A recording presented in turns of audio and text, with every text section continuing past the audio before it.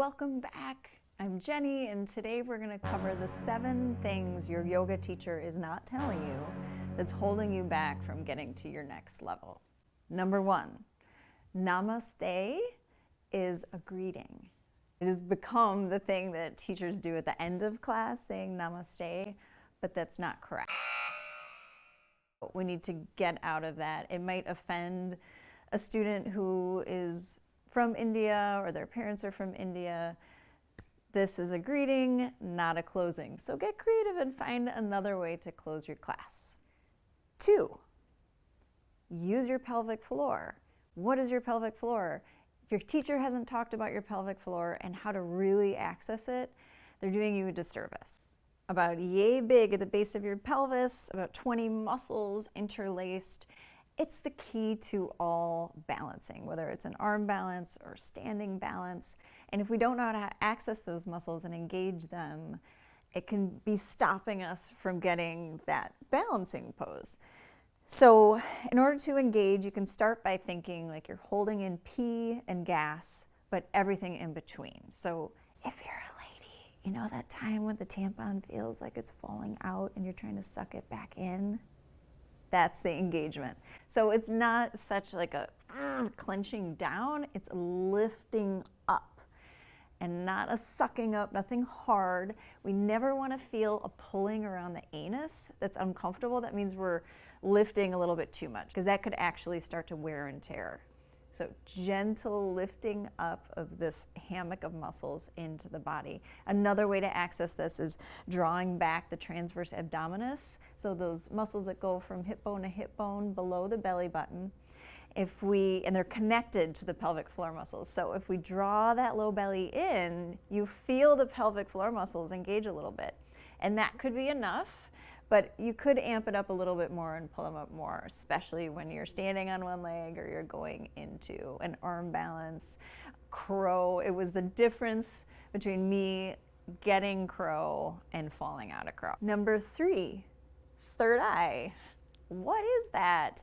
It's a spot that we can go to during meditation. Whenever we have our eyes closed, really, it's like our internal DRISHTI. We know DRISHTI is our gazing point whenever we're in a pose, whether it be a thumb or a toe, down the nose. When our eyes are closed, this is our DRISHTI. So we're rolling our eyes up with the eyes closed as if we're looking at right about here.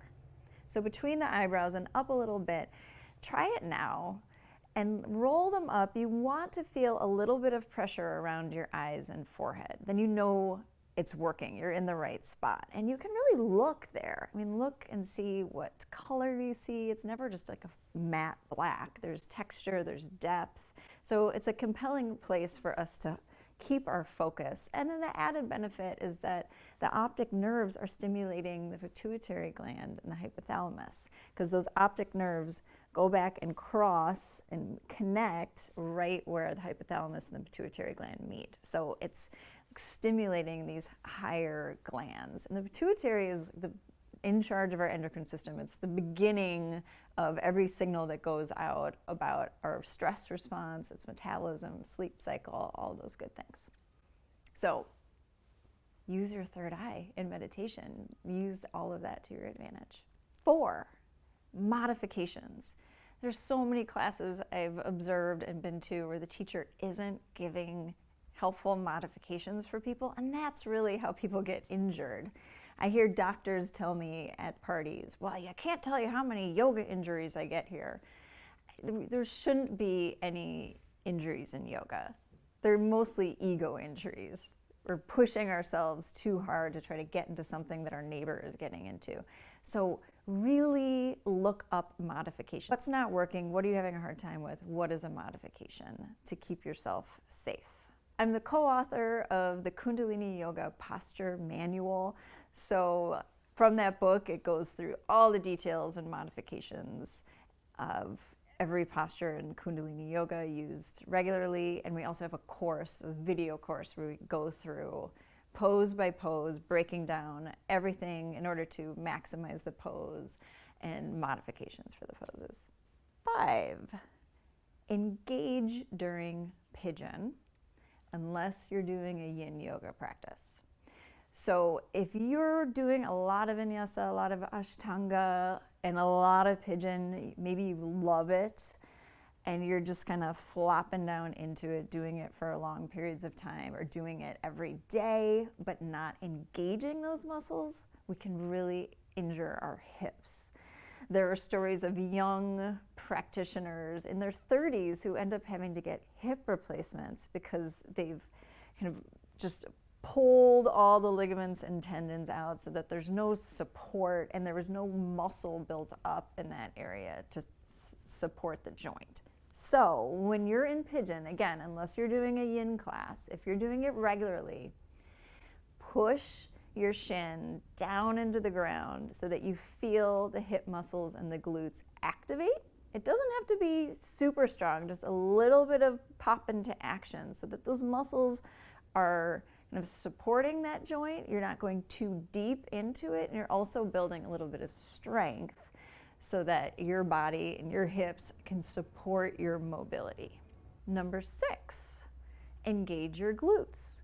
Our glutes are the biggest muscles in our bodies that will not engage unless we consciously tell them to. So if we're in a warrior 1, 2, or a high lunge, for example, and we don't consciously engage the glutes, every other muscle in the thigh will be recruited to do the work, and the glutes will just hang out there. Very chill. We don't want that because the glutes are the foundation for our spine. When they get weak, the hips get thrown off, then the low back gets thrown off, and now we have a back problem. So we have to know how to consciously engage them. Often pushing the foot down really firmly into the ground gets them to turn on.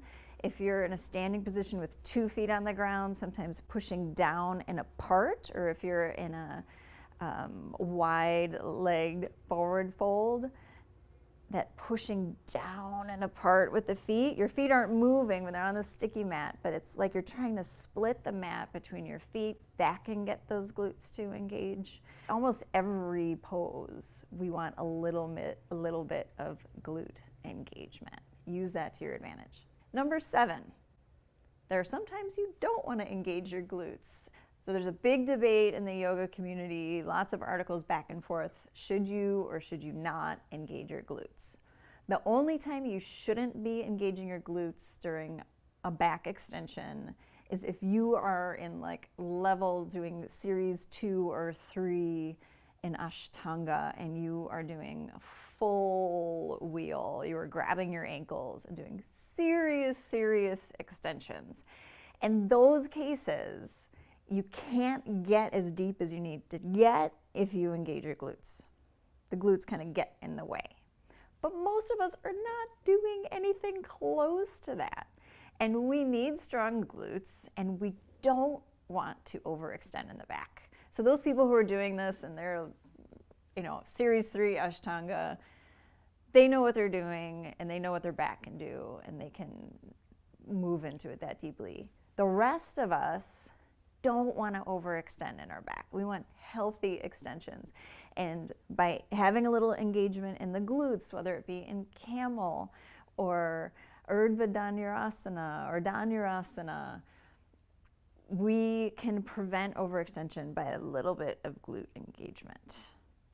And then we get the benefit of continuing to strengthen our glutes. I hope this was helpful. Thanks for stopping by. We've got lots more info here on our channel, meditations, sound baths. Please take advantage of that, and we'll continue to post more. Let us know what you want to hear about, if this was helpful. Make a comment down below, subscribe, and like this video. Share it with your friends if it was helpful.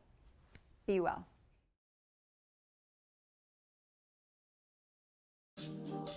Thank you.